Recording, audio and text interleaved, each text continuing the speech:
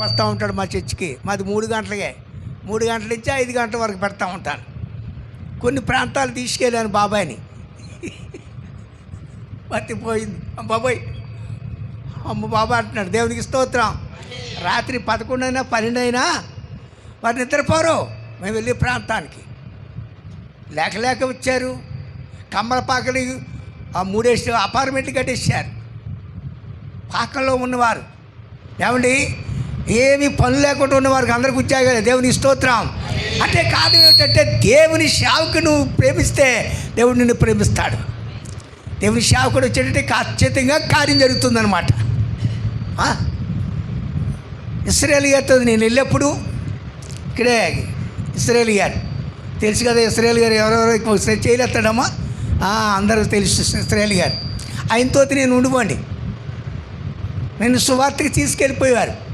Bag పట్టుకున్న వాళ్ళు లేరని వెనకాల డ్రమ్ము పట్టుకునేవాడిని, లైట్ పట్టుకునేవాడిని. అప్పుడు కరెంట్ లేదు, అప్పుడు ఇది లేదు. ఆయనతోటి తిరిగి కొన్ని ప్రాంతాలకి తన సేవకుడు తన యొక్క అడుగుజాడల్లో నడిపించాడు. దేవునికి స్తోత్రం. ఈ రోజుని నా 5 పిల్లలు కూడా ఆయనే పెళ్లి చేశాడు. ఎస్ ఏమండి, మా బ్రతుకులు మార్చేశాడు. దేవుని సేవకుడితో ఉండాలని ఏమండి 8 లక్షల మరి ఆలయాన్ని కట్టగలిగారు. దేవునికి స్తోత్రం. రోడ్డు మీద పడుకున్నవాడిని, మొదల మీద పడుకున్నవాడిని, అలాంటి ఒక జీవితం కలిగిన వాడిని దేవుని సేవకుడితో వెళ్తే గొప్ప మేలు జరిగిందనమాట. దేవునికి స్తోత్రం. ఎందుకు ఈ మాట చెప్తానంటే చెప్పాలి. ఏ తిత్తులోకి దేవుడు నిన్ను మార్చాడో ఆ సాక్షి చెప్తేనే నువ్వు ఎదిగింపబడతావు.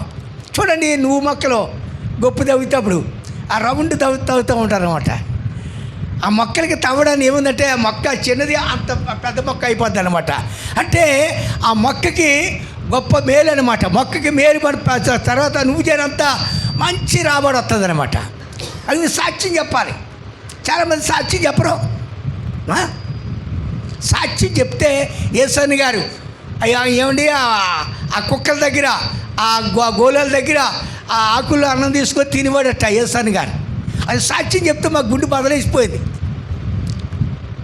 ఆ మహానుభావుడు సాక్షి చెప్తే కొన్ని వేల లక్షల మందిని మార్చేసాడంతే.